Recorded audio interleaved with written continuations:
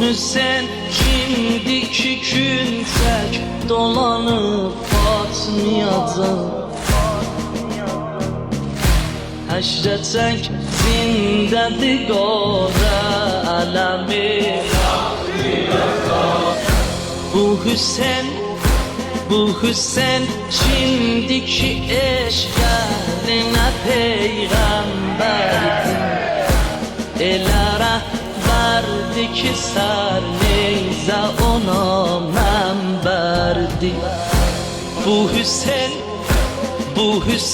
şimdi ürəkdə hamı ondan danışar.